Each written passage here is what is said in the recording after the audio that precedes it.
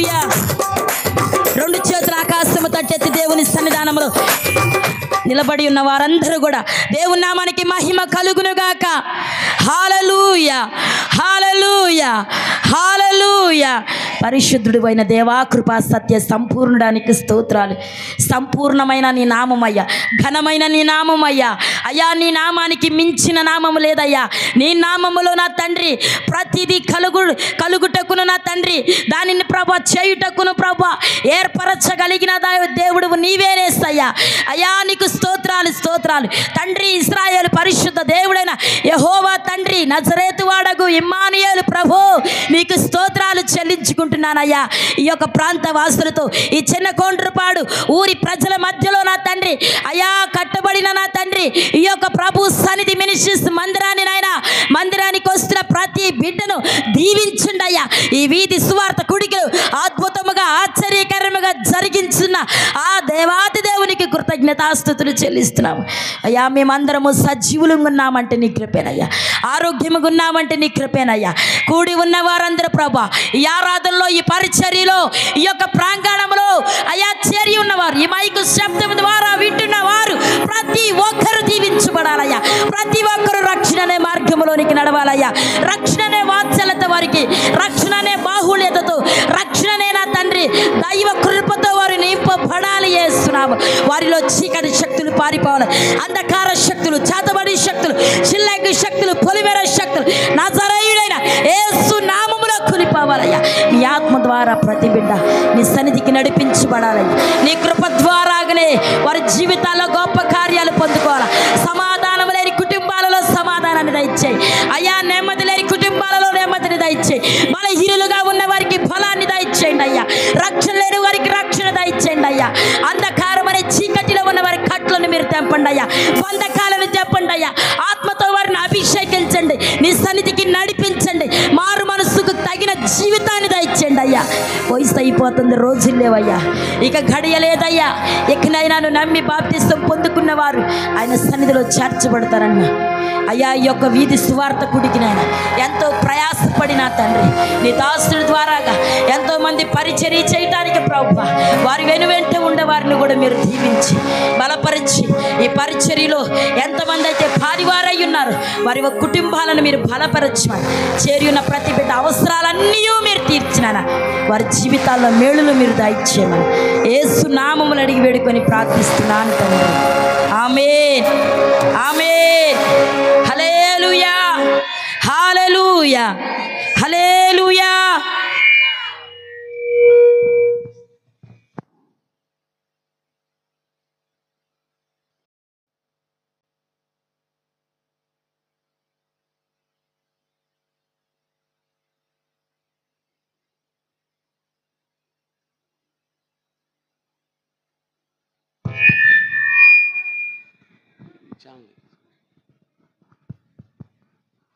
దేవుని పరిశుద్ధ నామానికి మహిమ కలుగునుగాక.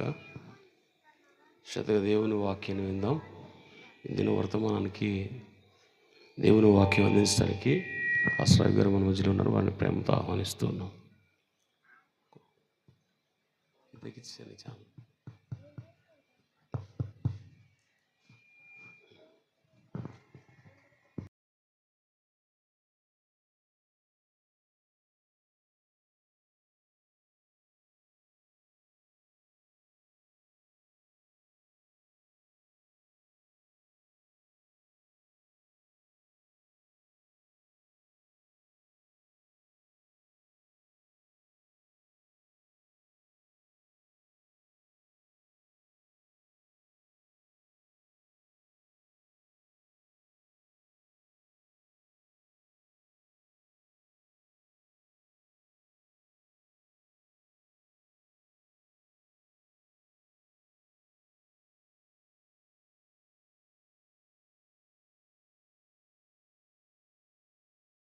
కార్యము జరిగించబోతుంది అనే విశ్వాసంతో ఈ స్థలంలోనికి వచ్చినటువంటి వారికి, ప్రతి ఒక్కరికి కూడా పరిచారకులకును పెద్దలకును అందరికీ హృదయపూర్వకమైన వందనాలు. అందరికీ వందనాలండి.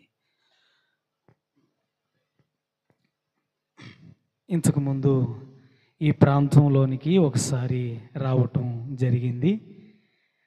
చాలా రోజుల క్రితం ఆ లైన్లో ఏర్పాటు చేసినప్పుడు అన్నగారు నన్ను ఎంతో ప్రేమించి ఆహ్వానించారు. మరలా ఈరోజు ఈ రీతిగా తమ్ముడు మరి పలానా రోజు నువ్వు రావాలి అని నన్ను ప్రేమగా ఆహ్వానించటం జరిగింది. ఈరోజు కూడా వాతావరణాన్ని దేవుడు అనుకూలంగా మార్చి ప్రతి కుటుంబాన్ని క్షేమముగా ఉంచి దైవజనుల కుటుంబాన్ని కూడా ఈ ప్రాంతంలో పునాదులు కలిగినటువంటి మిమ్మల్ందరినీ కూడా సంఘంలో కట్టడం నాకెంతో ఆశ్చర్యంగా ఉంది, చాలా సంతోషంగా కూడా ఉంది. ఏదో ఒక్కసారి అందరు గట్టిగా హల్లెలూయా చెప్తారా? హల్లెలూయా. నన్ను చూశాను అన్నటువంటి వారు ఒకసారి చూసారా? అయితే మీరందరూ చాలా కృతవారై ఉంటారు. దేవుని మహా కృప మనమందరం కలుసుకున్నాం ఇటు రీతిగా. ఇక మనం ఆలస్యం చేయకుండా వర్తమానంలోనికి వెళ్ళిపోదాం. కొద్ది నిమిషాలు కాలాతీతమైపోతూ ఉంది, సమయం కూడా ముందుకు దొర్లుతూ ఉంది.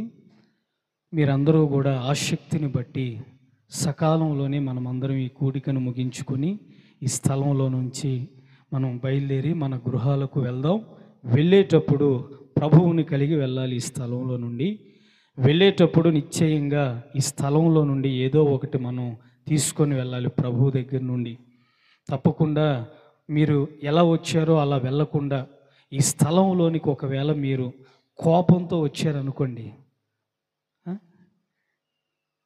కొంచెం ఆవేశంతో వచ్చారనుకోండి, లేకపోతే కొంచెం పగతోనూ ప్రతీకారంతోనూ వచ్చారనుకుందాం, వాటన్నిటినీ ఇక్కడ విడిచిపెట్టేద్దాం.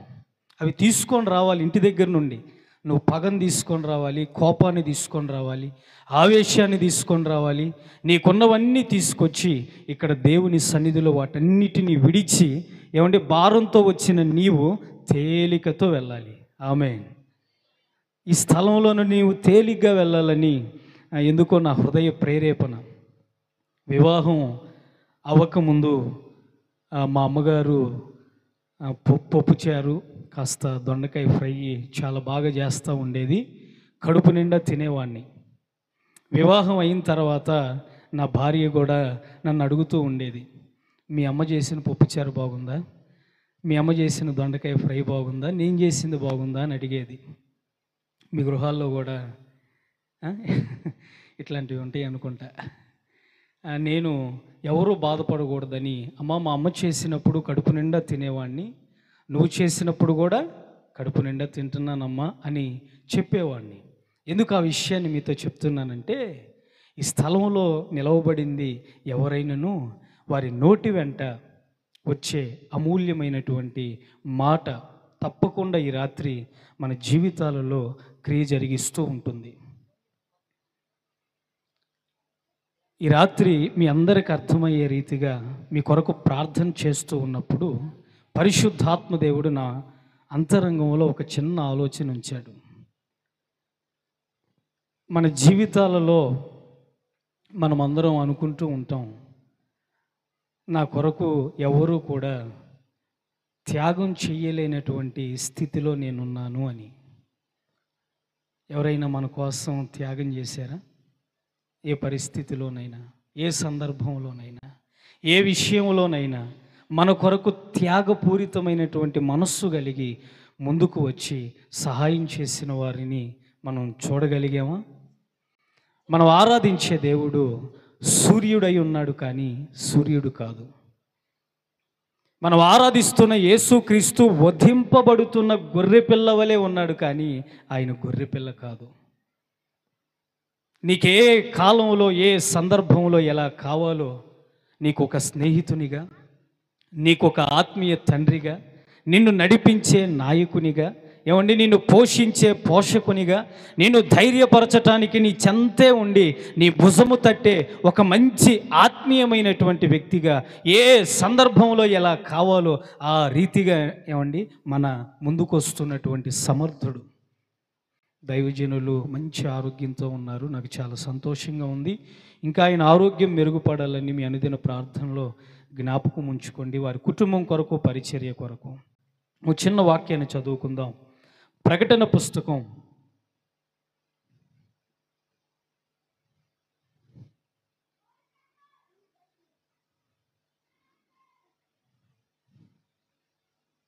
5వ అధ్యాయం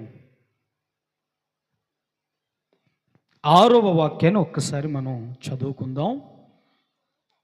మరలా మీకు చెప్తాను. ప్రకటన పుస్తకం 5వ అధ్యాయం 6వ వాక్యం. మరియు సింహాసనమునకును ఆ 4 జీవులకును పెద్దలకును మధ్యను వధింపబడి ఉండిన గొర్రె పిల్ల నిలిచి ఉండుట చూచి తిని. చాలండి. ఈ రాత్రి ప్రభు మనతో ఏ రీతిగా మాట్లాడబోతున్నాడంటే, త్యాగమైపోయిన వధింపబడిన ఒక గొర్రె పిల్లగా నీకోసం ఆయన త్యాగమైపోయాడు. నీకోసం ఆయన మరణించాడండి. పాత నిబంధన కాలంలో ఒక యాజకుని వద్దకు ఒక వ్యక్తి వచ్చి, ఏమండి, పాప ప్రాయశ్చిత్త నిమిత్తమై ఒక గొర్రె పిల్లను ఒక మేక పిల్లను వధించి ఆ సందర్భము వరకు ఏమండి దానిని ముగించుకొని అక్కడి నుంచి వెళ్ళిపోయేవారు.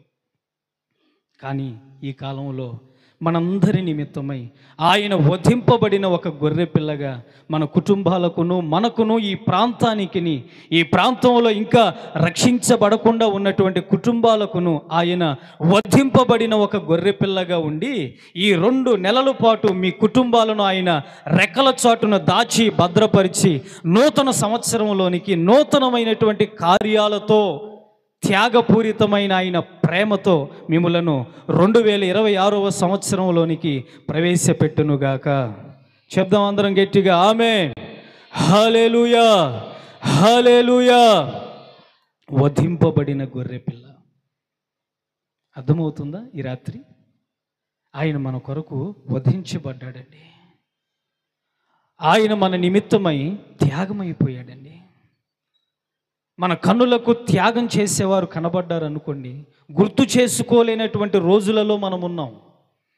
కానీ మనం ఏమీ చేయకపోయినా, మన దగ్గర నుండి ఏమీ ఆశించకుండా మన నిమిత్తమై త్యాగమైపోయినటువంటి వ్యక్తిని ఎక్కడ మనం చూడగలుగుతాం? ఆయన మన నిమిత్తమై త్యాగమైపోయి వధింపబడిన ఒక గొర్రె పిల్లగా ఉన్నాడు. ఎందుకు?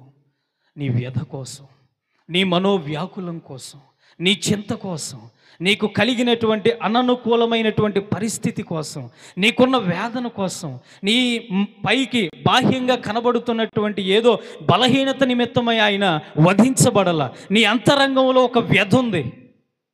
నీ కుటుంబాన్ని గూర్చిన ఒక వ్యధ ఎవరితో చెప్పుకోలేవు. మానసికంగా చింతిస్తూ ఉన్నావు. ఎవరి దగ్గరికి వెళ్ళినా కానీ, ఏమండి, నీ పరిస్థితిని బట్టి నవ్వుతున్నారే కానీ, నీ పరిస్థితిని బట్టి ఏదో నిన్ను దూరంగా పెడుతున్నారే కానీ, ఈరోజు అన్నీ ఉంటేనేనండి మన దగ్గరికి. అవునా? అన్నీ ఉంటేనే మన దగ్గరికి పలకరించేవారైనా పరామర్శించేవారైనా. నీ దగ్గర ఏమీ లేకపోతే ఏమంటారండి? ఏమంటారండి? నీ దగ్గర ఏమీ లేదు, ఏమంటారు ఈరోజు నీ జీవితంలోనికి వచ్చినటువంటి వారందరూ? ఆ త్యాగాలన్నీ మాసిపోయినాయండి. ఏమండి, వధించబడేటువంటి అనుభవాలన్నీ ముగించబడ్డాయండి.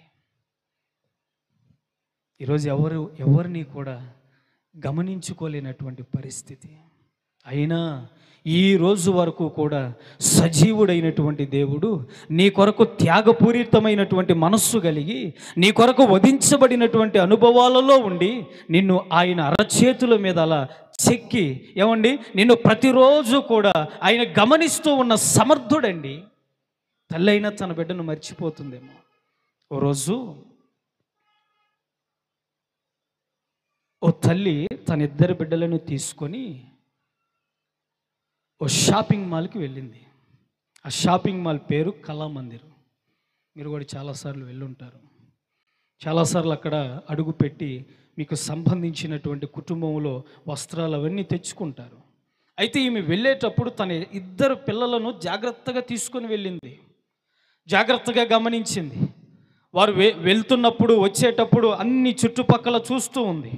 అయితే ఎప్పుడైతే షాపింగ్ మాల్లోకి వెళ్ళిందో, ఆ కళామందిర్లోనికి వెళ్ళిందో, ఆ వస్త్రాలన్నీ చూస్తున్న సందర్భంలో, ఆ చీరలు అవన్నీ గమనిస్తున్న సందర్భంలో పిల్లల ధ్యాస మర్చిపోయింది. తనతో పాటు వచ్చిన ఇద్దరు పిల్లల ధ్యాస మర్చిపోయింది. వారు ఎక్కడికి వెళ్తున్నారో గమనించడం లేదు. ఆమెది ఒకటే ఆలోచన, ఒకటే ధ్యాస. పిల్లలు ఆ 3వ స్టేర్ నుండి మెట్లు దిగి కిందకు వచ్చి రోడ్డు మీదకి వచ్చి తల్లి కనబడక ఏమండి ఏడుస్తూ కేకలు పెడుతూ ఉంటే ఒక ఆటో డ్రైవరు ఏమండి ఆ ఇద్దరు పిల్లల్ని గమనించి తన ఆటోలో ఎక్కించుకున్నాడు. కొంత దూరం వెళ్ళిన తర్వాత ఆటో వ్యక్తికి భయం కలిగింది. అయ్యో, ఇద్దరు పిల్లలను నేను తీసుకొని వస్తున్నాను, పొరపాటున నేను ఏమండి ఈ ఇద్దరు పిల్లల విషయంలో దొంగగా రేపు నిలబడకుండా ఉండాలి అంటే నేను వీరిని పోలీస్ స్టేషన్లో అప్పగించాలని ఏమండి ఆ పోలీస్ స్టేషన్లోనికి తీసుకొని వెళ్ళి ఆ పిల్లల్ని అప్పగించినప్పుడు వారి తల్లిదండ్రులు ఎవరు అని గమనించి తీసుకొని పిలిపించి ఏమండి వారి చేతికి పిల్లల్ని అప్పగించటం జరిగింది. అంటే దీన్ని బట్టి మీకు ఏమర్థమైంది? తల్లైనా తన బిడ్డను మర్చిపోతుంది అంతే.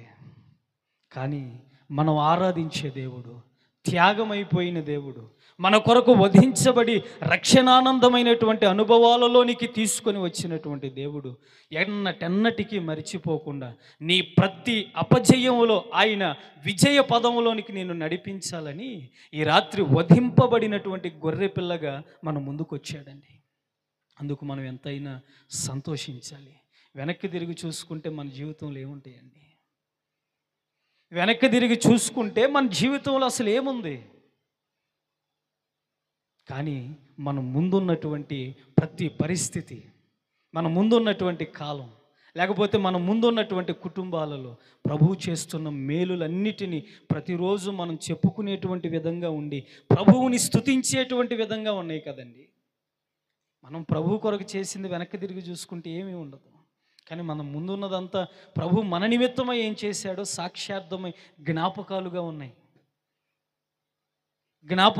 ఉన్నాయండి.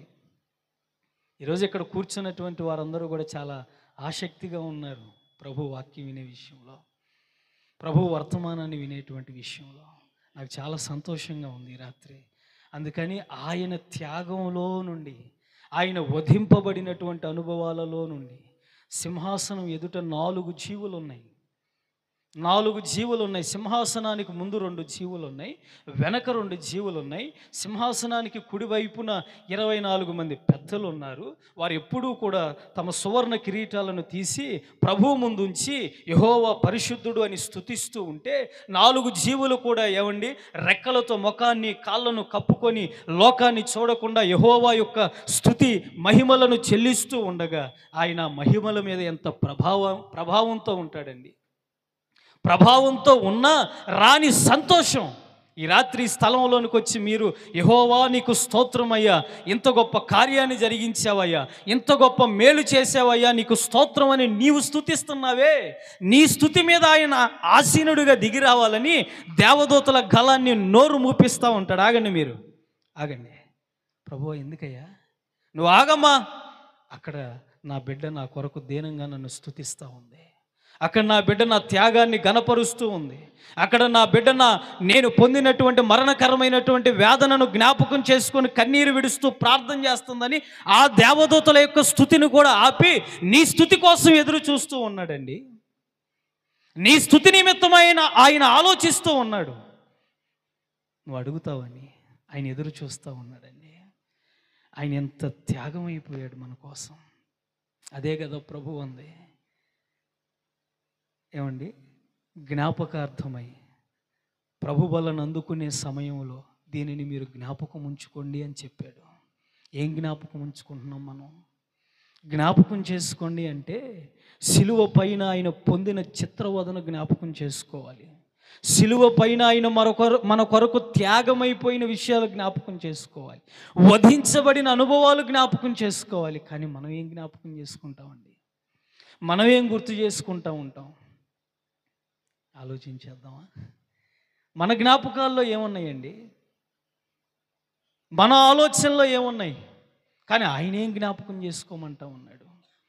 గుర్తు చేసుకుందాం. ఒక్క మాట చదువుకుందాం. చూడండి, హెబ్రీయులకు రాసిన పత్రిక 13వ అధ్యాయం 10వ వాక్యాన్ని ఒక్కసారి మీరు చదవాలి. మనకు ఒక బలిపీఠం ఉంది. దేని నిమిత్తమై? పాప ప్రాయశ్చిత్తార్థ నిమిత్తమై మనకు ఒక బలిపీఠం ఉంది. ఆ బలిపీఠం ఏమై ఉన్నది? అసలు ఆ బలిపీఠం ఎవరండి? మనకు ఒక బలిపీఠం ఉంది. అసమాధానంలో ఉన్నామా? సమాధానపరిచేటువంటి ఒక బలిపీఠం ఉంది. గాయపరచబడ్డామా? గాయాలను మాన్పే ఒక బలిపీఠం ఉన్నది. అనాలోచనగా ఉన్నామా? అధైర్యంగా ఉన్నామా? గుండె నిండా వేదనతో నిండి ఉన్నటువంటి అనుభవాలలో ఉన్నామా? మనలను ధైర్యపరచటానికి మనకంటూ ఒక బలిపీఠం నిలిచి ఉన్నది. నేటి వరకు శిష్యులను పిలిచి బలిపీఠం గొప్పదా, బలిపీఠం మీద ఉన్న అర్పణం గొప్పదా అని అడిగినప్పుడు వారు ఏమీ సమాధానం చెప్పలేకపోయారండి. కయ్యూను కంటే ముందు కయ్యూను ఇచ్చిన అర్పణను దేవుడు ప్రేమించాడని మనం అనుకుంటున్నాం. అసలు దేవుడు ప్రేమించింది కయ్యూను అర్పణే కాదు, కయ్యూనుని దేవుడు ప్రేమించాడు. ప్రభు నిన్ను ప్రేమిస్తున్నాడు. నువ్వు కావాలి దేవునికి, నువ్వు అవసరమై ఉన్నావు. నువ్వు నీ కుటుంబంలో ఒక బలిపీఠంగా నిలబడాలి అని, నీ కుటుంబం యొక్క ప్రాయశ్చిత్తము నిమిత్తమై ఒక సమాధానార్థమైన బలిగా ఉండాలని దేవుడు నిన్ను ఒక బలిపీఠంగా నిలబడుతుంటే, అయ్యో నేను ఈరోజు మందిరానికి వెళ్ళి ఈ అర్పణ అర్పించేస్తే సరిపోతుందేమో అని ఆలోచన చేయొద్దు. నువ్వు నీ అర్పణ కంటే ముందుగా నువ్వు అవసరమై ఉన్నావు. నువ్వు కావాలి దేవునికి. కయ్యూనిని దేవుడు లక్ష్య పెట్టలేదంటండి. తన అర్పణను త్రోసివేశాడని వాక్యంలో ఉంది. ముందుగా అర్పణ కాదు త్రోసివేయబడింది, కయ్యూను త్రోసివేయబడ్డాడు. నీ ప్రార్థన ఈరోజు నీ కుటుంబంలో నిలవబడి ఉంటుందా? పడిపోతుందా? నీ ఆత్మీయ జీవితానికి పునాది ఉందా? ఈరోజు కదిలించబడతా ఉన్నావా? ఈరోజు ఏ బలిపీఠంగా నువ్వు ఉన్నావు తల్లి? శిష్యులను అడుగుతున్నాడు దేవుడు, ఏదయ్యా గొప్పది? బలిపీఠం గొప్పదా? బలిపీఠం మీద ఉన్న కానుక గొప్పదా? బలిపీఠమే గొప్పది కదా. మరి నువ్వు నీ కుటుంబానికి ఒక బలిపీఠంగా ఎందుకు నిలబడలేకపోతున్నావు? ఏమంటే నీ కుటుంబంలో మారు మనసు పొందలేనటువంటి వ్యక్తుల నిమిత్తమై ఎందుకు ఒక బలిపీఠంగా నిలబడలేకపోతున్నావు? ఎందుకు వారి నిమిత్తమై ఒక బలిని అర్పించలేకపోతున్నావు? ఒక ప్రార్థన ఎందుకు చేయలేకపోతున్నావు? ఎదురు చూస్తున్నారండి నీ కుటుంబంలో వారు నీకోసం. నీ కుటుంబంలో నీ కోసం ఎదురు చూస్తూ ఉన్నారు. ఓ దైవజనుడు ఇలాగే ఒక మీటింగ్కి పిలువబడినప్పుడు ఆ మీటింగ్కి వెళ్ళటానికే తన దగ్గర ఆర్థిక సహాయం ఉన్నటువంటి సందర్భంలో వెనక చైర్లో కూర్చున్నాడు. వాక్యాన్ని బోధిస్తున్నటువంటి దైవజనుడు ఒక మాట చెప్పాడు. ఈరోజు ఈ మీటింగ్కి, ఈ గ్రౌండ్కి చాలా పెద్ద దైవజనుడు వచ్చాడు, గొప్ప దైవజనుడు వచ్చాడు. దైవజనులైనటువంటి యేసన్న గారు వచ్చారు. మీరు అర్పణలు అర్పిస్తే, కానుకలు వేస్తే వెళ్ళేటప్పుడు ఆ కానుకలన్నీ ఆ దైవజనునికి ఇచ్చేసి పంపిస్తాము అని మైక్లోనే ఆ పాస్టర్ గారు అనౌన్స్మెంట్ చేశాడు. ఇక కానుకల సమయం, అర్పణలు అర్పించేటువంటి సమయంలో ఓ వ్యక్తి సంచి తీసుకొని యేసన్న గారి దగ్గరికి వెళ్ళింది. యేసన్న గారి దగ్గరికి వెళ్ళినప్పుడు యేసన్న గారు, అయ్యా కానుక వేయమన్నప్పుడు బైబిల్లో అప్పుడే ఒక 1000 రూపాయలు దాచుకున్నాడు. యేసన్న గారు మనసులో ఒక ఆలోచన కలుగుతుంది. పాస్టర్ గారు ఏం చెప్పాడు? ఇక్కడ అర్పించే అర్పణలన్నీ పాస్టర్ గారికి ఇచ్చేస్తానన్నాడు. ఇప్పుడు నేను 1000 రూపాయలు కానికేస్తున్నాను కదా, మరలా అవి నాకు తిరిగి ఇస్తారులే అని చెప్పి ఆ బైబిల్లో దాచుకున్న 1000 రూపాయలు కానికేసేసాను. వాక్యం అంతా అయిపోయింది. ఆ కానుక సంచి యేసన్న గారికి ఇచ్చి పంపించి వెళ్ళేటప్పుడు ఆ పెద్ద ఆయన చూచుకున్నప్పుడు ఆయన వేసిన 1000 రూపాయలు రాలేదంట. ఆయన వేసినటువంటి 1000 రూపాయలు అందులో లేవంట. ఇదేంటి అంతా నేను వేసాను కదా, ఆ 1000 రూపాయలు ఏంటి, ఇవన్నీ ఏంటి అని చెప్పి ఆయన ఆలోచించుకున్నాడంట. రెండో రోజు కూడా అలాగే జరిగినటువంటి అనుభవంలో పెద్ద ఆయన దగ్గర ఏమీ లేవంట. ఆ సందర్భంలో, ప్రభువా ఈ అర్పణ కంటే నన్ను తల్లి గర్భంలోనే నీకు ఒక కానుకగా నువ్వు చేసుకున్నావు కదయ్యా, నేనే నీకు ఒక కానుకను కదయ్యా, ఇంక ఇదెందుకయ్యా నాకని పెద్ద ఆయన ఒక పాట రాసుకున్నాడు. కానుక నైతిని నీ సన్నిధిలో శాశ్వత కృపను నేతాలంచగా. ఏమండి, నేను నీకు ఒక కానుకను కదయ్యా, నేనే నీకు ఒక అర్పణను కదయ్యా, నా జీవితం నీకు అంకితం చేసుకున్నాను కదయ్యా. ఈరోజు అట్లాంటి త్యాగపూరితమైనటువంటి మనస్సేదండి ప్రభువు కొరకు. అట్లాంటి రోషం కలిగినటువంటి అనుభవాలు ఏవి? నడుమును బిగించుకొని ఆత్మీయతను కాపాడుకొని కుటుంబాన్ని దేవుని పాదాల చెంతకు నడిపించి ప్రతిరోజు కుటుంబంలో కుటుంబ ప్రార్థనలు ఏర్పాటు చేసుకొని ఆకాశం వైపు ధూపం వేసే అనుభవాలు ఏవి? నువ్వు నీ కుటుంబానికి ఒక బలిపీఠంగా మారలేకపోతా ఉన్నావు. సమాధానార్థమైన ఒక బలిపీఠంగా నువ్వు లేచి నిలబడలేకపోతా ఉన్నావు. నీ అడుగులన్నీ జారిపోతూ ఉన్నాయి. నీ అడుగులన్నీ, నీ మనసంతా బలహీనమైపోతూ ఉంది. నీ గుండె నీరు గారిపోతూ ఉంది. రేపేం జరుగుతుందో అనే ఆలోచనలో అసలు ఈ రోజును మర్చిపోతున్నావు నువ్వు. రేపనేది చూస్తామో చూడనటువంటి ఒక అనుభవం. నిన్ననేది గతించిపోయింది, ఈరోజే కదా మంది. రేపనేది ఇక రేపు లేదు కదా, నిన్న గతించిపోయింది కదా, ఈరోజే కదా మనం సజీవంగా ఉంది. జీవంతో కూడినటువంటి ప్రభువుని మనం స్తుతించగలిగినప్పుడు జీవకార్యాలను మన జీవితంలో మనం చూడగలుగుతాం కదండి. ఒక 10,000 తుపాకీలు ప్రభువు రాకడను ఆపగలుగుతాయా? ఒక 1000 అణుబాంబులు దేవుని రాకడను ఆపగలుగుతాయా? నీ జీవితంలో కూడా దేవుడు చేసే కార్యాలను మరి ఎవరు ఆపగలుగుతారండి? ఎందుకు బలహీనమైపోతున్నావు? ఎందుకు నీరసించిపోతున్నావు? ఎందుకు అనాలోచనలోనికి వెళ్ళిపోయి ఆత్మీయతలో నుండి జారిపోతున్నావు? ఒకసారి లే తల్లి, రాత్రి గుండె నిండా ప్రభు యొక్క త్యాగాన్ని గుర్తు చేసుకో.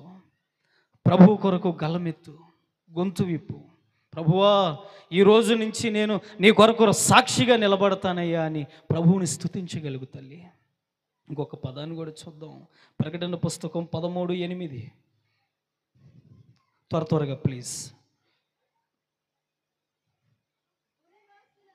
ప్రకటన పుస్తకం 13:8. భూనివాసులందరూ అనగా జగతికి ఉత్పత్తి మొదలుకొని వధింపబడి ఉన్నటువంటి గొర్రె పిల్ల యొక్క జీవ గ్రంథం అందు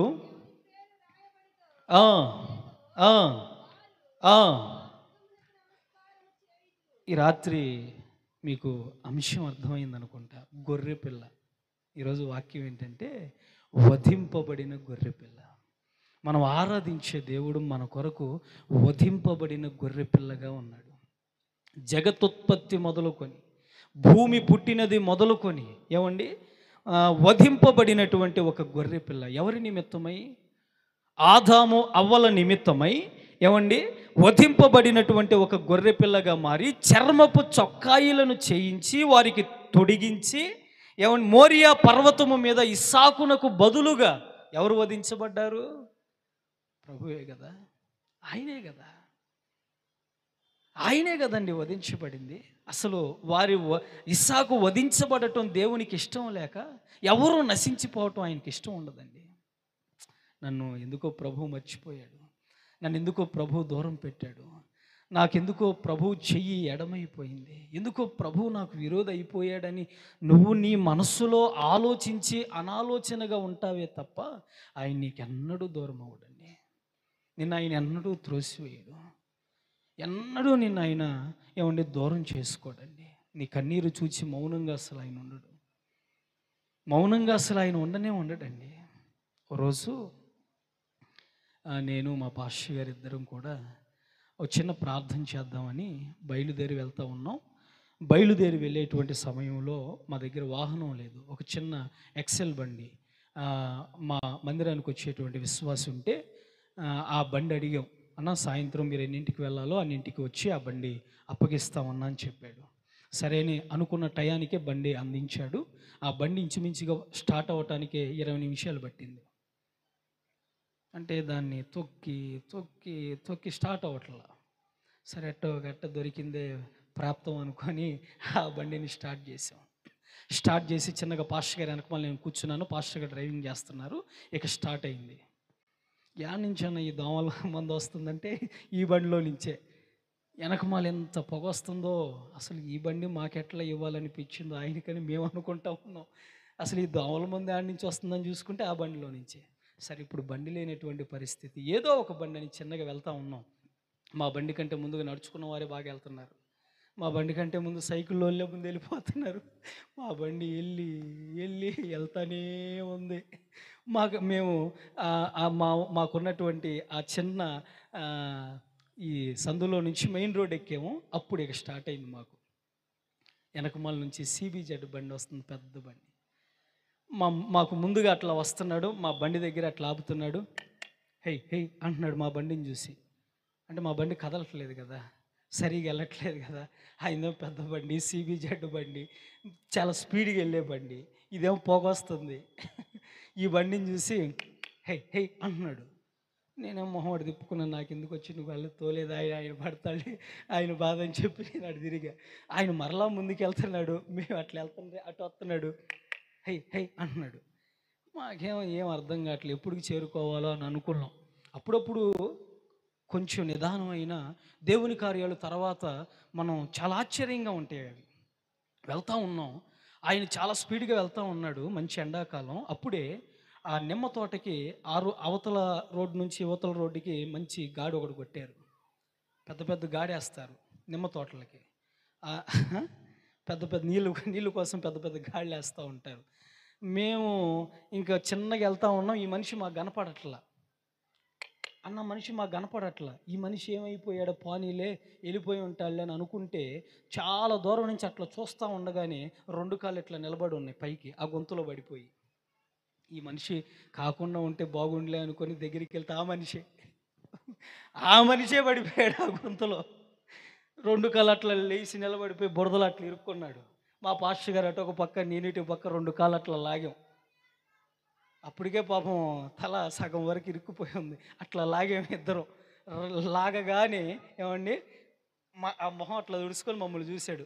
మాకు కూడా అనాలనిపించింది, అందాం అనుకున్నాం, కానీ మాకు కూడా అనాలనిపించింది, కానీ మేము అనలేకపోయాం. ఎందుకంటే మా పాస్టర్ గారు ఆయనకి అయ్యా థ్యాంక్స్ అయ్యా అని చెప్పాడు. నాకు అర్థం కాల, ఈయన పాస్టర్ గారు ఆయనకి థ్యాంక్స్ ఎందుకు చెప్పాడో నాకు అర్థం కాల. మేము వెళ్ళాం, ప్రార్థన ముగించుకున్నాం, ఇంటికి వచ్చి నాకు అడిగా, పాస్టర్ గారండి ఆయనకి ఎందుకు థ్యాంక్స్ చెప్పాడండి, మనల్ని చూసి అలా ఎగతాళి చేశాడుగా. నీకు తెలియని మర్మం అదే. ఇప్పుడు నిజంగా ఆ వ్యక్తిని దేవుడు మన జీవితంలోనికి ప్రవేశపెట్టకపోతే ఆ గుంతలో ఎవరు ఉండేవాళ్ళు ఊహించుకో. ఆ గుంతలో ఒక కీడు మన జీవితంలో నుండి తప్పించబడటానికి, ఒక ప్రమాదం మన జీవితంలో నుండి తప్పించబడటానికి ఏమండి ఆయనే వధింపబడినటువంటి ఒక గొర్రెపిల్లగా మన జీవితంలోనికి మారి రావటానికి ఎంత సమయం పడుతుందండి?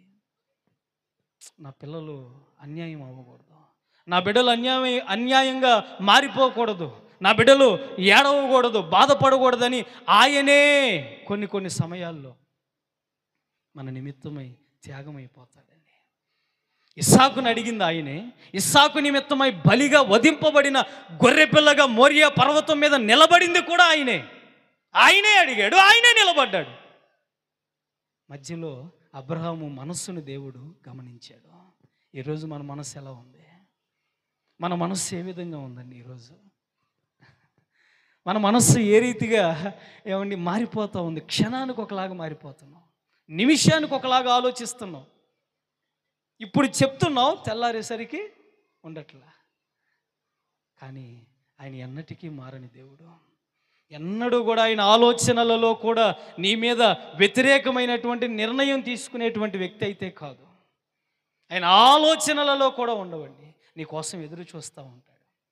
నువ్వు వచ్చి, ప్రభువా నేను నీకు భరించలేనయ్యా, ఇంతవరకు చేశానయ్యా, ఇంతవరకు కట్టుకున్నానయ్యా, ఇంతవరకు నిలబడ్డానయ్యా, నా వల్ల కాదు ప్రభువా, నేను భరించలేనయ్యా, నా దగ్గర ఇక ఓపిక లేదయ్యా అని నువ్వు అడుగుతావేమోనని ఎదురు చూస్తూ ఉంటాడు ఆయన. కానీ నువ్వు అందరికీ చెప్తావు, ఆయనకి చెప్పలేవు. అందరితో పంచుకుంటావు, వారిని నేను చూసి నవ్విందాక వారి మనస్తత్వం అట్లాంటిదాన్ని నీకు తెలియదు. కానీ చెప్పాల్సిన వ్యక్తికి చెప్పలేవు, అడగాల్సిన వ్యక్తిని అడగలేవు. నీ కొరకు త్యాగం అయిపోయిన మనిషిని మర్చిపోతావు, అందరినీ జ్ఞాపకం ఉంచుకుంటావు. ఆయన ఒక్కడే నీ జ్ఞాపకాలలో ఉన్నాడు, ఆయన ఒక్కడే నీకు గుర్తుండడండి. అయినా ఇంకా నీ కోసం ఎదురు చూస్తూ ఉంటాడు, నీ కోసం ఆశపడుతూ ఉంటాడండి ఆయన. మనం ఏమైపోతున్నాం? మర్చిపోతున్నాం. ఒక్కసారి అలా చేతులు ఊపుతూ గట్టిగా అర్థమైన వాళ్ళందరూ హల్లెలూయా చెప్తారా? చెప్పండి గట్టిగా, హల్లెలూయా, హల్లెలూయా, మీరందరూ అసలు ఎంతో ఉదయం నుంచి అలసిపోయి ఈ స్థలంలోనికి వచ్చి, నాకు తెలుసండి ఒక రైతు విలువ. పొలంలోనికి దిగినప్పుడు రైతు ప్రయాసతో కష్టపడి ఫలిస్తాడు. గాజు పెంకులైనా సీసా పెంకులైనా ఏమండి, కొన్ని సమయాల్లో మట్టి చేతులతోనే అన్నం తినాల్సిన పరిస్థితి అయినా సరే ఆ చేతులతోనే ఆహారం తీసుకొని తిని కష్టంతో కన్నీటితో ప్రయాసతో ఒక రైతు ఫలిస్తాడు. మీరు ఉదయం నుండి ఏమండి చాలా పనులు చేసుకొని ప్రయాసతో ఈ రాత్రి ఏమంటే నిద్ర వచ్చినా సరే దాన్ని నిగ్రహించుకొని దేవుని వాక్యం వింటున్నారు. చూసారా, మీ మనస్సు దేవునికి చాలా ఆశ్చర్యకరంగా ఏమండి నచ్చుతుందని నా ఆలోచన. మీ ఎడల దేవుని కృప అధికమవుతుందని, కృపను మించిన కృపలో మీరు దాచబడి ఉంటారని నేను నమ్ముతున్నాను.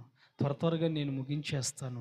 గొర్రెపిల్ల నిమిత్తమై మోషే ఒక్క మాట అన్నాడు. హెబ్రీలకు రాసిన పత్రిక 11:26, వధింపబడిన గొర్రెపిల్ల యొక్క నింద నాకు గొప్ప భాగ్యం. తన మనస్సులో ఉన్నటువంటి ఆలోచన, వధింపబడినటువంటి గొర్రె పిల్ల నిమిత్తమై తన గుండెల్లో ఉన్నటువంటి ఆవేదన, నేను నిందపడాలి, నేను అవమానాన్ని సహించాలి. ఒకప్పుడు ఐగుప్తులో ఉన్న ఒక్క మాట మీకు గుర్తు చేస్తాను. 430 ఏండ్లు బానిసలుగా ఉన్నటువంటి ఇశ్రాయేలీయుల జీవితాలలో ప్రతిరోజు నిందే, ప్రతిరోజు అవమానమే, ప్రతిరోజు భారమే, ప్రతిరోజు కష్టమే. అయినా కష్టాన్ని గుండెల్లో దాచుకొని కుటుంబీకుల కోసం తమ ఆకలిని తీర్చుకోవటం కోసం 430 ఏండ్లు కష్టపడ్డారండి. 430 ఏండ్లు బానిసలుగా చితికిపోయారు. వారి జీవితం అలిసిపోయారు. కుటుంబాలు ఒక ప్రక్క, వీరొక ప్రక్క చెదిరిపోయారు ఇశ్రాయేలీలందరూ. అట్లాంటి చెదిరిపోయిన వారందరినీ ఒకే చోట దేవుడు పోగు చేయాలని ఆలోచించి నిర్ణయించి వారి మధ్యలోనికి మోషేని పంపిస్తే, మోషే నెత్తివాడు మాట్లాడలేడు. వెళ్తూ చేతికి ఒక కర్ర ఇచ్చాడు. ఇదేం చేసుకుంటానయ్యా అని అనుకున్నప్పుడు ఆ కర్రనే ఒక ఆయుధంగా, ఈరోజు నువ్వు నీ కుటుంబంలో ఒక వ్యక్తిగా కాదు, ఒక శక్తిగా కనబడాలి ప్రభు నామంలో. నువ్వు అలా కనబడగలిగినప్పుడే వారి అంతరంగంలో ఒక పశ్చాత్తాపమైనటువంటి మనసు రగులుతుందండి. వారు ఖచ్చితంగా మారు మనసు పొందుతారు, మారగలుగుతారు.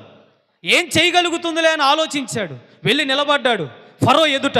అయ్యా, నన్ను ప్రభు పంపించాడు, ప్రజలను పిలిపించండి అంటే ఫరో ఉన్నటువంటి సైనికులను, శకునుగాండ్రను, గారడీ విద్య తెలిసినటువంటి వారందరినీ పిలిపించాడు. వారి చేతుల్లో కర్రలు ఉన్నాయి. ప్రజలతో చెప్తున్నాడు, అమ్మా, మిమ్మల్ని విడిపించటానికి ప్రభువు నన్ను పంపించాడు. ఏంటయ్యా రుజువు? మాకు ఊహ తెలిసినప్పటి నుండి ఫరోనే మాకు అన్నీ ఆయనే మాకు. నిన్ను దేవుడు పంపించాడు అనటానికి రుజువేంటి? కర్రేనమ్మా అన్నాడు. ఏం చేయగలుగుతుందయ్యా? విసిరేశాడు, పాము అయిపోయింది. ఫరో చేతి క్రింద ఉన్నటువంటి ఏమండి ఆ సైనికులందరూ కూడా విసిరేశారు, పాములు అయిపోయింది. ఎవరిని నమ్మాలి ఇప్పుడు? ఎవరిని నమ్మాలండి? మోషేని దేవుడు పంపించాడని చెప్పాడు, ఇప్పుడు పాము అయిపోయింది. ప్రజల్లో ఒక ఆలోచన, ఇతన్ని నమ్మాలా? ఫరో చేతి క్రింద ఉన్నటువంటి వ్యక్తులు ఇలాగే చేశారు, వారిని నమ్మాలా? నీ జీవితంలో కొన్నిసార్లు దేవుని మీద పెట్టుకున్నటువంటి నమ్మకం కూడా వమ్మయ్యే పరిస్థితి వచ్చేస్తుంది. నువ్వు జారిపోతావు. ఇక అట్లాంటి సమయంలో కూడా నువ్వు నిలబడాలి. ప్రభువా, ఏంటయ్యా ఈ కర్ర, ఏంటయ్యా ఇలా అయిపోయింది, వారి కర్రలు ఏంటయ్యా అలా అయిపోయినాయి అంటే, ఈ మోషే కర్రలన్నిటినీ మింగేసింది. అప్పుడు నమ్మారండి. చివరి టైంలో కూడా నీ నిరీక్షణ ఎక్కడ వమ్ము కాకూడదు. చివరి టైంలో కూడా నీ బలహీనతల నుండి దిగ్గున లేపి నిలబెట్టగలిగిన సమర్థుడు నీకున్నాడని నీ ఆలోచనలో నుండి తొలగిపోకూడదు. లాస్ట్ టైంలో కూడా నీ జీవితంలో ఎంత ఎక్కువగా ఉపద్రవాన్ని చూస్తావో దేవుడు అంత దగ్గర అవుతాడు నీకు. ఎప్పుడూ కూడా అగ్నిగుండంలో విసిరేసినప్పుడు ఎన్ని రెట్లు? 3 రెట్లు, 2 రెట్లు, 1 రెట్టు. కానీ దేవుణ్ణి ఆరాధించే పిల్లల్ని పడేస్తే 7 రెట్లు చేశారండి. ఎప్పుడూ లేదు అట్లా, ఎన్నడూ లేదు. 7 రెట్లు వేడిమి కలిగిన అగ్నిగుండంలో పడితేనే ప్రభు వచ్చేసాడు అక్కడికి. నీ జీవితంలో ఎక్కువ అవ్వాలి. శ్రమ అయినా, శోధన అయినా నువ్వు చాలా బలహీనమైపోతావు. కొన్ని సమయాల్లో ప్రభు వస్తున్నాడని అర్థం. నీ జీవితంలో ఆయన కార్యం జరిగిస్తున్నాడని అర్థం. యాయీరు కుమారు చనిపోతే ఏమండి, ఇక ప్రభువు కంటే ముందుగా వ్యక్తి వచ్చాయా నీ కుమార్తె చనిపోయింది అని అంటే ప్రభు అక్కడికి వచ్చేసాడండి. ఆమె పాడిన అలా ముట్టగానే ఆమె లేచి నిలబడింది. పరిస్థితులన్నీ నీ జీవితంలో వికటించాలి అంటే నీకు ఎక్కువగా రావాలి. సింహాల బోనులోనికి వెళ్ళాడు. నేను కావాలా, ప్రాణం కావాలా? అయ్యా నువ్వు లేని ప్రాణం నాకెందుకు అయ్యా అని సింహాల బోనులోనికి వెళ్తే కొదమ సింహంలాగా బయటికి రాలేదా దానియేలు? కొదమ సింహంలాగా బయటికి రాలేదా? మరి మన జీవితంలో ప్రభువు లేనిది మనకెందుకండి? ప్రభువు మనకు అవసరం. మనకు ఆధారమై ఉన్నాడు ఆయన. సమస్తము ఆయనను మనం ఆనుకున్నప్పుడు ఇక ఏది కూడా మనకి ఈ లోకంలో కనబడదు. యోబును కూడా అడగలేదా? ఎవరు కావాలి? నేను కావాలా? నీ కుటుంబం, లోకం కావాలంటే నాకు ఏది వద్దయ్యా, నువ్వే కావాలి. గాల్లోకి నన్ను ఎగరేసి ముక్కలు ముక్కలుగా నన్ను నరుకుతున్న గాల్లో నుంచి ఒక్కొక్క ముక్క భూమి మీద పడేటప్పుడు, నా రక్తపు చుక్క భూమి మీద పడేటప్పుడు యెహోవా సజీవుడు, నా విమోచకుడు సజీవుడని, నా మాంసపు ముద్ద రక్తపు బొట్టు నిన్ను స్తుతించాలయ్యా అన్నాడండి. మరి మనం అనలేకపోతున్నాం, మనం ఆ రీతిగా ఉండలేకపోతున్నాం. ఐగుప్తులో ఉన్నాము కానీ ఐగుప్తులో నుండి విడిపించబడ్డారని ప్రజలు, ఇశ్రాయేలీలు అనుకుంటున్నారు కానీ ఐగుప్తు వారి ఆలోచనలో నుంచి పోలా. అరణ్యంలో ఉన్నప్పుడు ఐగుప్తు గురించి ఆలోచిస్తున్నారు, ఎర్ర సముద్రం దగ్గర ఉన్నప్పుడు ఐగుప్తు గురించి ఆలోచిస్తున్నారు. ఏమండి, ఎక్కడున్నా ఐగుప్తులో నుండి వచ్చారు కానీ ఐగుప్తును మాత్రం. మనం కూడా ప్రభువులోకి వస్తాం కానీ లోకాన్ని వదలం కదా. వస్తున్నట్లుగా ఉంటాం కానీ ప్రభువుని మర్చిపోతాం. ఈ రాత్రి ప్రభువుకి వ్యతిరేకమైన చేదంతా మన జీవితాలలో నుండి, కుటుంబంలో నుండి తొలగిపోవునుగాక. క్రీస్తు విషయమైనటువంటి నింద మనం గొప్ప భాగ్యంగా ఎంచుకున్నప్పుడు మోషేకి ఐగుప్తు గుర్తురాలా, సుఖభోగాలు గుర్తుకురాలా, ఏవి గుర్తుకురాలా, ప్రభు ఒక్కడే ముందున్నాడు. చివరిగా ఒక్క మాట చెప్తానండి. ఆయన ఎందుకు వధించబడ్డాడో ఒక్క మాట చెప్పి నేను ముగించేస్తాను. చెప్పమంటారా? నిజంగా చెప్పండి. ఒకే ఒక్క మాట చెప్తాను, చదువుదాం. చూడండి, 1 కొరింథీయులకు రాసిన పత్రిక 5వ అధ్యాయం 6-7 వచనాలు. 1 కొరింథీయులకు రాసిన పత్రిక 5వ అధ్యాయం 6-7 వాక్యాలు. మీరు అతిశయపడుట మంచిది కాదు, పులిసిన పిండి కొంచెమైనను ముద్దంతయు పులియ చేయును అని మీరు ఎరుగరా? మీరు పులిపిండి లేనివారు కనుక క్రొత్త ముద్దగా మీరు మార్చబడటానికై ఆ పాతదైన పులిపిండిని తీసి పారవేయుడి. అంతేకాక క్రీస్తు అను అదిగదిగదిగదిగదిగో ఆయన ఎందుకు వధించబడ్డాడంటే మనలో పులిసిన అనుభవాలు ఉండకుండా ఉండాలి అని. పాత జీవితం ఉండకూడదు. పులిసిపోతే ముద్దంతా ఏమైపోయిద్ది మీ అందరికీ బాగా తెలుసు. కొంచెం ఒక్క చిన్న పులిసినటువంటిది పడినా ముద్దంతా పులిసిపోయింది. చిన్న ఆలోచన నీలోనికి వచ్చినా ఏమైపోతున్నావు? దేహం అంతా ఏమండి అర్థమవుతుంది కదా. ఆ పులిసిన అనుభవాలలో నుండి మనం బయటికి రావాలి. మనం క్రొత్త ముద్దగా ఉండాలి, రుచికరమైనటువంటి ముద్దగా ఉండాలి. ప్రభు తన తోటలో నాటుకున్నటువంటి, మనం త్రోవ ప్రక్కన పడిన విత్తనాలు కాదు, తోటలో ఉన్న విత్తనాలు. మనం త్రోవ ప్రక్కన ఉన్న విత్తనాలు అనుకోండి, ఎరువు ఉండదు. త్రోవ ప్రక్కన పడినటువంటి విత్తనాలు తొక్కబడతాయి. త్రోవ ప్రక్కన పడినటువంటి విత్తనాలకు సరైనటువంటి ఆహారం ఉండదు. నీవు తోటలో ఉన్న విత్తనం అయితే నీకు తోట యజమాని ఉండి నిన్ను కాపు కాసుకుంటాడు. నీకు యజమాని ఉంటాడు ముందు. నువ్వు యజమాని అనుభవాలలో నడుస్తావు. నీకు సరైన ఎరువు ఉంటుంది, వాటర్ ఉంటుంది, స్ట్రాంగ్ ఆహారం ఉంటుంది, నువ్వు ఎదుగుతావు. నీ తోటమాల ఆయనే, తోటమాల ఆయన కనుక నీవు ఆయన తోటలో నాటబడినటువంటి ఫలం కలిగిన ఒక వ్యక్తివిగా ఉండాలి. ఈరోజు మనం ఆ రీతిగా బ్రతకాలని దేవుడు కోరుకుంటూ ఉన్నాడండి. పులిసిన అనుభవాలు మనలో ఉండకూడదు. పులిసినటువంటి అనుభవాలు మనలో ఉండకూడదండి. ఆ చేదు పోవాలి. ఒక ఫోర్ట్ కారు కొనుక్కున్నాడు ఒక వ్యక్తి. చాలా విలువ కలిగి, కోట్ల రూపాయలు విలువ కలిగిన కారు అది, ఎవరు కొనలేరు. అట్లాంటి కారు కొనుక్కొని ఒకరోజు తనకి నడపాలనే ఆలోచన చేత వీధుల్లో అలా నడుపుతూ ఉన్నాడు. కారు ఆగిపోయింది, స్టార్ట్ అవ్వట్లా. తనకేం తెలియదు, కోట్ల రూపాయలు విలువ కలిగిన కారు, ఫోర్ట్ కారు అని, చాలా ఖరీదైన కారు. అది కొనుక్కొని నడుపుతూ నడుపుతూ నడుపుతూ ఉన్న సమయంలో ఆగిపోయింది, అసలు స్టార్ట్ అవ్వట్లా. చిన్న కారు వచ్చింది వెనకమాల. అందులో నుంచి ఒక పెద్ద ఆయన దిగి ఈయన దగ్గరికి వచ్చి ఒక మాట అడిగాడు. అయ్యా ఏం జరిగింది బిడ్డ అన్నాడు. అయ్యా ఏం జరిగిందో నాకు తెలియదయ్యా, ఆగిపోయింది. మరి నన్ను చూడమంటావా అన్నాడు. నీదేం చిన్న కారు, ఇది ఫోర్ట్ కారు అయ్యా, ఖరీదైన కారు, నీ వల్ల కాదు, చేత కాదు అన్నాడు. అయినా ఆ పెద్ద మనిషి అక్కడి నుంచి వెళ్ళిపోకుండా ఒకసారి నేను చూస్తానయ్యా, ఒకసారి నాకు అవకాశం ఇయ్యా, ఒకసారి నేను బాగు చేస్తానయ్యా అన్నాడు. ఆ ఫోర్ట్ కారు సరేనని ఇంతసేపు బ్రతిమలాడుతున్నాడని అవకాశం ఇస్తే ఆ పెద్ద ఆయన ఆ కారు దగ్గరికి వచ్చి ఆ ఇంజిన్ దగ్గర ఇంకా ఎక్కడెక్కడైతే తనకు తెలిసిందో సమస్తం దగ్గరికి వెళ్ళి నట్లన్నీ బిగించేశాడు. ఇప్పుడు వెళ్ళి స్టార్ట్ చెయ్యయ్యా అన్నాడు. స్టార్ట్ అయిపోయింది. ఆ వ్యక్తి దగ్గరికి వచ్చి ఎలా స్టార్ట్ చేయగలిగేవయ్యా అన్నాడు. మరి ఈ కారు తయారు చేసింది నేనే రప్పించాడా అన్నాడు. ఈ కారు తయారు చేసింది నేనే. ఒక కారు తయారు చేసిన వ్యక్తికే దాని ఇంజిన్ దగ్గర ఏ ప్రాబ్లం ఉందో, ఏమండి దానికి సంబంధించినటువంటి పార్ట్ల దగ్గర ఏ ప్రాబ్లం ఉన్నాయో తెలిసినప్పుడు తల్లి గర్భంలో నేను అంత రక్తపు ముద్దగా పిండంగా వేసిన దేవునికి నీ అవయవాల్లో, నీ నరాల్లో, నీ కుటుంబంలో, నీ ఎముకల్లో ఏ బలహీనతలు ఉన్నాయో దేవునికి తెలియదా? నీ ఆలోచనలో ఏమున్నదో దేవునికి తెలియదా? అన్నీ తెలుసు. అయితే నువ్వు అవకాశం ఇవ్వక, ప్రభువా నేను ఇస్తున్నానయ్యా, నువ్వు కట్టయ్యా, నువ్వు నా జీవితాన్ని నువ్వు తీసుకో ప్రభు, నువ్వు అవకాశం ఇస్తే ఆయన కడతాడండి. ఒక కారు మెకానిక్కే కారు గురించి సమస్తం తెలిస్తే నీ గురించి ఆయనకి తెలీదా?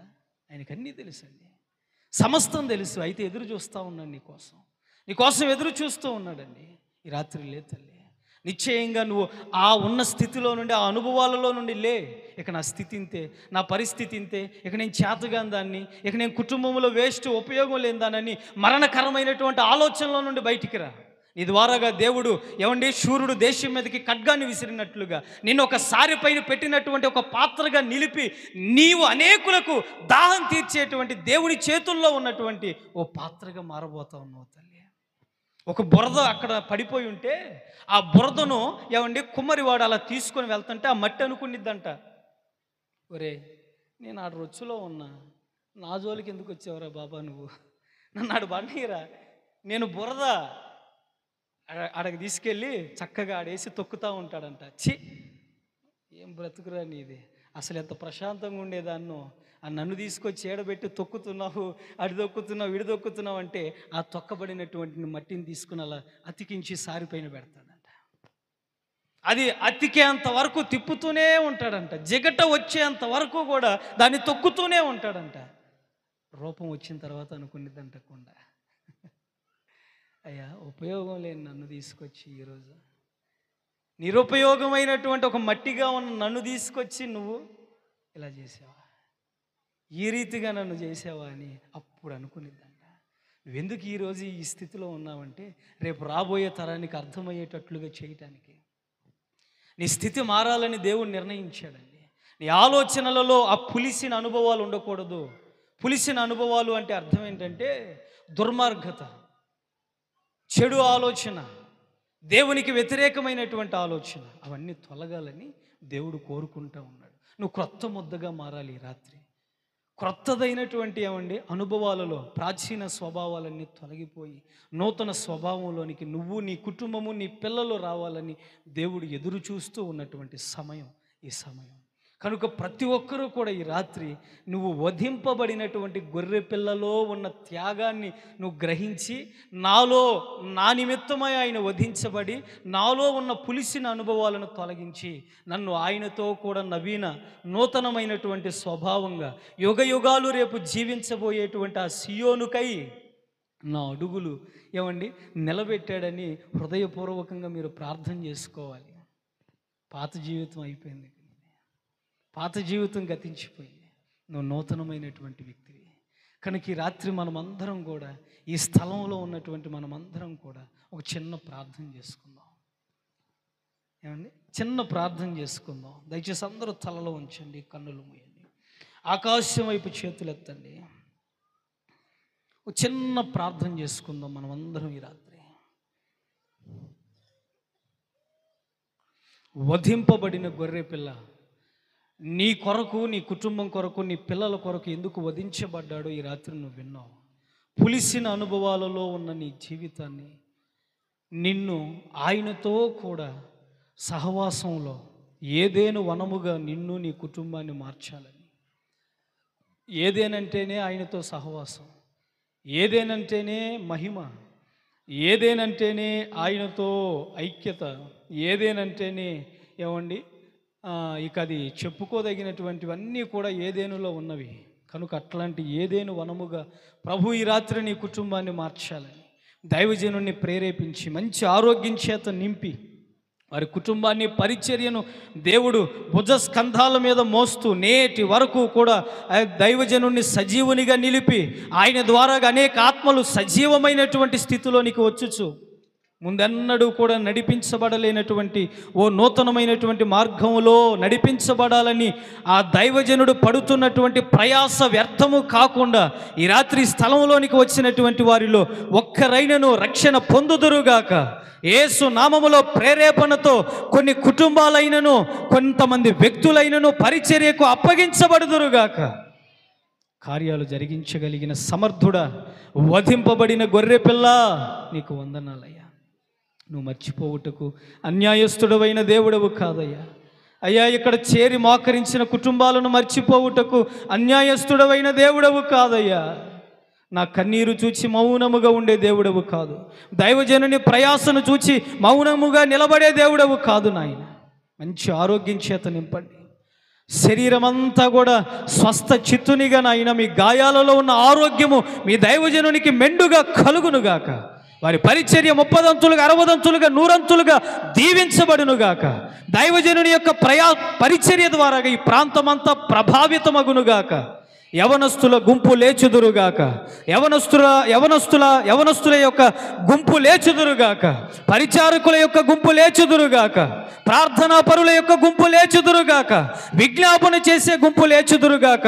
దీపస్తంభాల మీద పెట్టబడిన దీపాల వలె ప్రభువు నిమిత్తమై నిశ్చయముగా సమర్పింపబడిన వారు లేపబడుదురుగాక. ఈ ప్రాంతమంతా కూడా ఈ ప్రభువు నామములో రక్షణకు సిద్ధమగునుగాక. అయ్యా దైవజనుడు నాయన, ఆత్మీయుడు తండ్రి, మాకెంతో ప్రభువ కష్టంలో ఉన్నామన్నా, ఎవ్వరు మేమనే కాదు ఎవ్వరు కష్టంలో ఉన్నామన్నా ప్రేమగా ఆప్యాయంగా పలకరించి మంచి చెడులు తెలుసుకునేటువంటి మంచి దైవజనుడు దీనుడయ్యా. మీ దాసుని ప్రభువ విడిచిపెట్టొద్దు తండ్రి. నీ దాసుని యొక్క కుటుంబాన్ని, బిడలను, పరిచర్యను నాయన ఎన్నటెన్నటికీ మరిచిపోవద్దు నాయన.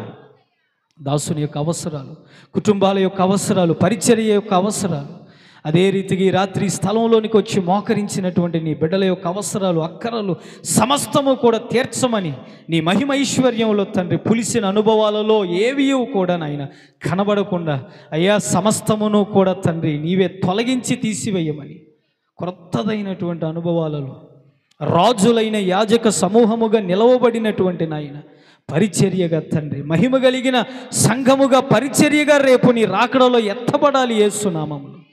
ఆ రీతిగా నీవు కార్యం జరిగించబోతున్నందుకై స్తోత్రాలు. మైక్ శబ్దం ద్వారా ఎంతమంది విన్నారు ఈ రాత్రికాల సమయంలో తండ్రి, ఎంతో ప్రయాసతో ఉదయం నుండి ఇంతవరకు తండ్రి అయ్యా నీ బిడ్డలు ఎంతో కష్టపడి స్థలంలోనికి వచ్చి ఓపికగా విన్న ఈ మాటలు వ్యర్థమైపోకుండా తప్పకుండా తండ్రి నీరు కట్టండి, ఫలింపు దయచేయండి. ఈ అవకాశం ఇచ్చిన దైవజనులను మరీ మీరు మర్చిపోకుండా తండ్రి నీ చిత్తమైతే మరలా మేము కలుసుకోవటానికి సహాయం దయచేయమని ప్రార్థన చేస్తూ వెళ్తున్న మా ప్రయాణాల్లో, ఈ స్థలంలో నుండి వెళ్తున్నటువంటి నీ బిడ్డల యొక్క ప్రయాణాలలో నీవు తోడై ఉండమని ప్రార్థన చేస్తూ ఉన్నాను తండ్రి. ఏ సమస్యల్లో ఉన్నారో తీసివేయండి, ఏ ఇబ్బందుల్లో ఉన్నారో తొలగించండి, ఏ అప్పుల్లో ఉన్నారో యేసు నామములో నాయన నిలబెట్టండి, ఆర్థిక ఇబ్బందుల నుండి తొలగించండి, ఆకాశపు తూములను విప్పండి, పట్టజాలనంత సమృద్ధినివ్వండి. ఏ బలహీనతలతో ఈ స్థలంలోనికి వచ్చారో ఆ బలహీనతల నుండి విడిపించబడుదురుగాక, తప్పకుండా స్వస్థత కలుగునుగాక, శీఘ్రముగా ఆశీర్వదింపబడుదురుగాక, నీ ఆత్మచేత అభిషేకించబడుదురుగాక. బలమైన సాక్షులుగా నాయన నీ బిడ్డలు నిలవబడాలని మనస్ఫూర్తిగా ప్రార్థన చేస్తున్నాను. ఈ రాత్రి వర్తమానం ఎవరికి సంబంధించిందో నాకు తెలియదు, కానీ అయ్యా నిశ్చయంగా వారితో నీవు మాట్లాడేవని నేను నమ్ముతున్నాను. ఈ స్థలంలో నుండి వెళ్తున్నానయ్యా, మా పరిచర్యను కూడా జ్ఞాపకం చేసుకుని దీవించి ఆశీర్వదించమని ప్రార్థిస్తున్నాను. మాకున్నటువంటి నాయన చిరుపాటి సమస్యలను కూడా తొలగించి తీసివేయమని వేడుకుంటూ ఈ స్థలంలో మంచి అభిషేకము చేత నాయన మమ్మల్ని వాడుకున్నందుకై మీకు స్తోత్రాలు చెల్లిస్తూ మిగిలి ఉన్న సమయము మీ చేతులకు అప్పగించుకుంటూ క్రమముగా మర్యాదగా మీరు జరిగించమని యేసు నామములు అడుగుచూ ఉన్నాము తండ్రి. ఆమేన్. సమయం ఇచ్చిన దైవజనులకు ప్రత్యేకమైన వందనాలు. దేవుని పరిశుద్ధ నామానికి మహిమ కలుగును గాక. ఆహ్వానాన్ని మన్నించి మన మధ్యలోకి వచ్చి అమూల్యమైన దేవుని వాక్యాన్ని అందించినటువంటి సేవకుడు రవి గారికి, వారితో వచ్చినటువంటి సహోదరులు కూడా ప్రత్యేకంగా ప్రొఫెట్ వందనాలు తెలియపరుస్తున్నాను.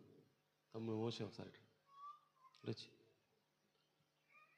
తన ప్రకటన తెలియపరుస్తాడు.